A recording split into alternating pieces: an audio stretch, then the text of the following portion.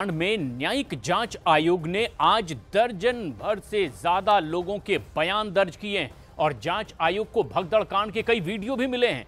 जांच आयोग को चश्मदीदों ने अहम सबूत भी सौंपे हैं और इस बीच बाबा के वकील एपी सिंह ने दावा किया है कि 2 जुलाई को मची भगदड़ के पीछे बहुत बड़ी साजिश थी। सत्संग में कुछ उपद्रवियों ने बेहोशी वाला स्प्रे छिड़क करके भगदड़ मचाई थी। हालांकि बाबा के वकील एपी सिंह के दावे को सत्संग में मौजूद एक महिला ने सरासर झूठा करार दिया है। वहीं बाबा के साथ 10 साल तक पुलिस की नौकरी करने वाले एक राजदार ने बाबा से जुड़े हैरान कर देने वाले कई राज फाश किए हैं। स्पेशल रिपोर्ट में देखिए बाबा के राजदार ने कैसे सारा पाखंड तार तार कर दिया।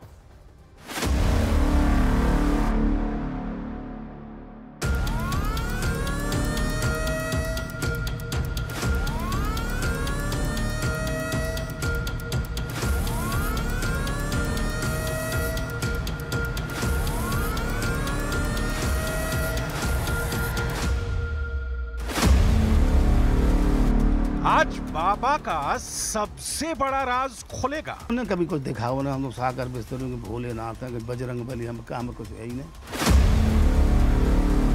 आज बाबा का सेंसर बोर्ड बेनकाब होगा। बाबा घर ना आडंबर है, जहाँ का सब कुछ आडंबर में चल रहा है। आज होगा बाबा की मातेश्वरी पर भूचाल लाने वाला पर्दाफाश। लोग कहते हैं माताश्री का जानती हो तो बताएं हमें अभी। आज बाबा सूरजपाल जाटव की कटियाबाजी की कहानी सुनिए। कोई औलाद नहीं थी, हम जानते हैं ना, बच्चा अब तक हुआ ना हुआ। आज जानिए पाखंडी बाबा के नहाए दूध से क्यों बनती थी खीर।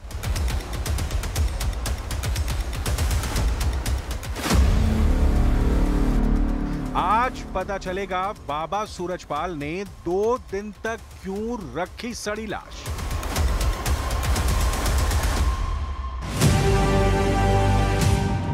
बाबा सूरजपाल जाटव शातिर दिमाग है। बाबा हर कदम फूंक फूंक कर रखता है। बाबा नपा तुला बोलता है। बाबा दाहिने हाथ से क्या करना है ये उसके बाएं हाथ को भी पता नहीं होता। बाबा ने अपनी एक ऐसी दुनिया बना रखी है जहां का बिग बॉस सिर्फ और सिर्फ वो है। मतलब ये कि आंखों पर रंगीन गॉगल चढ़ाकर बाबा सबको देखता है, लेकिन वो क्या करता है इसकी भनक किसी को ना लगे, इसका पूरा इंतजाम वो पहले से ही कर लेता है। मगर बाबा की पर्देदारी, उसके पहरेदारों की निगरानी कुछ भी अब उसके काम नहीं आ रही है। बाबा की पोल खुलती जा रही है, इस कदर खुलती जा रही है जिसकी उसने कभी कल्पना नहीं की थी। बाबा के नए कांड की दंग कर देने वाली कथा शुरू करें उससे पहले इस तस्वीर को देखिए। ये बाबा के आश्रम की इनसाइड सत्संग की तस्वीर बताई जाती है, जहां बाबा अपने असल अवतार में है। यहाँ बाबा के आसपास सिर्फ महिलाएं हैं। बाबा झूले पर विराजमान है। बाबा की वेशभूषा और रंगीन चश्मा भी बरकरार है। बाबा को पाखंडी मानने वाले लोगों का दावा है कि इसी तरह झूले पर बैठकर महिला भक्तों पर वो डोरे डालता था। बाबा के लेडीज स्पेशल सत्संग में किसी भी पुरुष भक्त की एंट्री की मनाही थी। ऐसे सत्संग की एक भी तस्वीर पब्लिक डोमेन में ना जाए, इसके लिए बाबा ने बाकायदा सेंसर बोर्ड बना रखा था। इस सेंसर बोर्ड की डिटेल आगे दिखाएंगे। अभी ये जानिए कि ढोंगी बाबा की कुछ महिला भक्तों ने ही उसके राज से पर्दा उठाया है। महिला भक्तों ने बाबा के महिमा मंडन करने के लिए ऐसी कई तस्वीरें सोशल मीडिया पर पोस्ट कर दी। हाथरस हादसे के बाद ऐसी तस्वीरों पर सबकी नजर पड़ रही है। बाबा के ढोंग पर जो दावा किया जा रहा है उसके मुताबिक सूरजपाल जाटव ने सिर्फ भगवानों के नाम ही नहीं रखे, बल्कि ये स्वांग रचाने के लिए कभी विष्णु अवतार धरता था, कभी बाबा खुद को भगवान भोलेनाथ बताता था, कभी इस ढोंगी ने खुद को बजरंग बली कहने के लिए भक्तों को मजबूर किया, कभी सूरजपाल जाटव कृष्ण का रूप धरकर जबरन महिला भक्तों संग रास रचाता था। लेकिन उसके इस ढोंग की तस्वीरें कभी रिकॉर्ड नहीं की जाती थी। बाबा का सेंसर बोर्ड इस ढोंग की तस्वीरें और वीडियो को फौरन अपने कब्जे में ले लेता। मगर बाबा भगदड़ कांड के बाद से कुख्यात हो गया। बाबा की एक एक तस्वीर की स्कैनिंग शुरू हो गई, जिससे बाबा का पाखंड तार तार हो रहा है। बाबा के पूर्व सेवादार, उसके बिदके हुए भक्त और बाबा के पाखंड से पीड़ित लोग जो कहानियां सुना रहे हैं, उससे तो ये बाबा बहुत बड़ा बंडलबाज साबित होता दिख रहा है। लेकिन बाबा के साथ जिन्होंने लंबा वक्त गुजारा है, जिन्होंने उसे पुलिस की नौकरी से लेकर बाबा बनने तक जाना है, अगर वो कुछ बात कहते हैं तो उस बात को नजरअंदाज नहीं किया जा सकता। तो चलिए मिलते हैं बाबा के उस राजदार से, सुनते हैं वो बातें जो बाबा की पोल खोलने के लिए बेहद जरूरी है। ये है नाजर सिंह। बाबा सूरजपाल जाटव से लंबे वक्त तक इनकी जमती थी, मगर अब नाजर सिंह बाबा के जिक्र पर फट पड़ते हैं। सूरजपाल जाटव के कारनामों से अच्छी तरह वाकिफ नाजर सिंह उसका नाम सुनकर ऐसे भड़के कि भद्दी भद्दी गालियां भी देने लगे। तो उस में कुछ नहीं, तो बाबा बाबा जी अच्छा बिल्कुल तो वैसे ही न्यूट्रल हमारी तरह। नाजर सिंह का गुस्सा जब शांत हुआ तो न्यूज 18 इंडिया रिपोर्टर दीपक बिष्ट ने उनसे बाबा की हर जानकारी जुटानी शुरू की। तफसील से आप बाबा के सबसे बड़े राजदार से जानिए कि कैसे सूरजपाल जाटव के चमत्कार के सारे दावे हवा हवाई होते जा रहे हैं। किसी का ये पेन हो जाएगा या पर्स गिर पड़े तो पर्स उनको उन्हीं गाय को मिलेगा। भाई तुम्हारा पर्स हूँ मिल सकता है, नहीं मिलेगा। तो ये पर्स गिर गया किसी का अपना अपना भाई लोग, तो जिसका पर्स था पर्स ले आता था, वहाँ क्या था सब बाबा का पर्स मिल गया, बाबा उनको दे दिया, उनको कहा दे दिया पर्स, हमें तो मिल जाए सब, हम सर उठाना, हम 3 दिन घरे उन्हें सब तुरवाए हम, बस पर्स मिल जाए तो। अच्छा, मतलब पर्स भी गिरता था तो उन्हीं का पर्स होता था, उन्हीं के लोग उन्हीं का पर्स था, उन्हीं मिल जाता था। बाबा मनगढ़ंत चमत्कारी कहानियां गढ़ता था। उसके सेवादार और पिंक पलटन इन्हीं किस्सों को सुनाकर भोले भाले भक्तों को फंसाते थे, जबकि ये बाबा खुद अपने माँ पिता का कोई सम्मान नहीं करता था। सूरजपाल जाटव ने कभी अपने माँ पिता के पैर नहीं छुए। सूरजपाल जाटव अपने पिता के निधन के बाद घर तक नहीं गया था। मैंने यहाँ देखा तो मतलब क्या देखा कि बाबा जो है सबसे पहले अपनी माँ के पैर छुपाए। माँ ने पैर छूने की कि नहीं, क्यों छुए? माँ ने, माँ का हक है, माँ तो माँ होती है।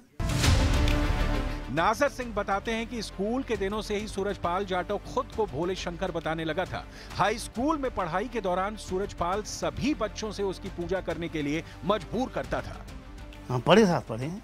कौन सी क्लास में पढ़ते थे? तो पढ़े कक्षा 6 में। अच्छा, कहाँ पर पढ़ा? गन्नौर वाला, गन्नौर वाले में। गन्नौर इंटर कॉलेज है। अच्छा, और डिग्री कॉलेज भी वहाँ पर। तो स्कूल टाइम में बाबा का क्या? तब स्कूल टाइम में कुछ नहीं, तो बाबा बाबा जी। अच्छा, बिल्कुल तो वैसे ही न्यूट्रल हमारी तरह। अच्छा, जैसा किसान होता तैसे थे।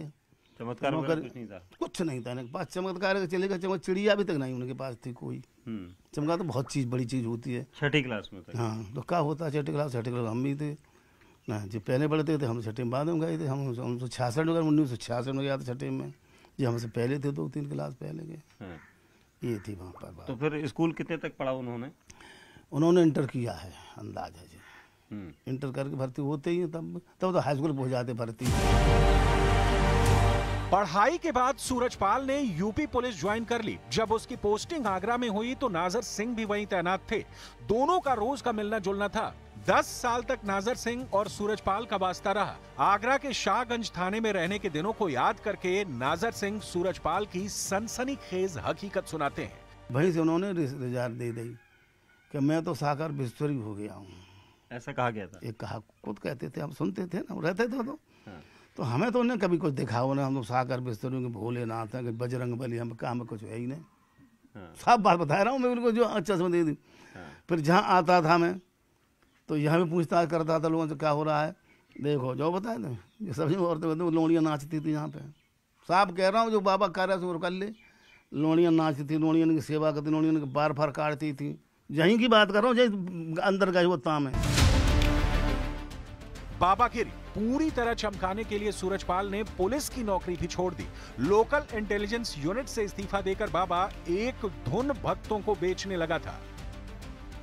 आप इतना बड़ा आश्रम आपके घर के पास में है, आप इतने सालों से उनके साथ नौकरी भी करे हुए हैं, पढ़े भी हैं, तो आप जाते हैं वहाँ पर चमत्कार? आज तक मैं तभी गया था जब सुना था, तभी रोनियों फोनियों नाचो करती तो गीत सुनो करते, जब अच्छी धुन बजी देखे हम वो धुन सुनने जाप करते हम वहाँ पे पढ़ते थे हम, जाते थे आप? धुन सुनने के लिए। जब पढ़ते थे? हाँ तब पढ़ नहीं, हाँ ना, तब नौकरी करता था ना, हाँ।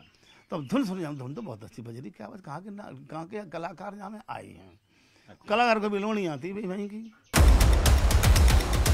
वक्त के साथ सूरजपाल जाटव का जलवा बढ़ने लगा। बाबा के पाखंड की दुकान की फ्रेंचाइजी शहर दर शहर खुलने लगी।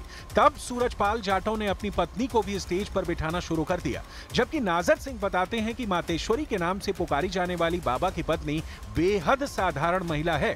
बाबा की कोई औलाद भी नहीं, लेकिन बाबा अपने भक्तों से उन्हें माताश्री कहलाता है।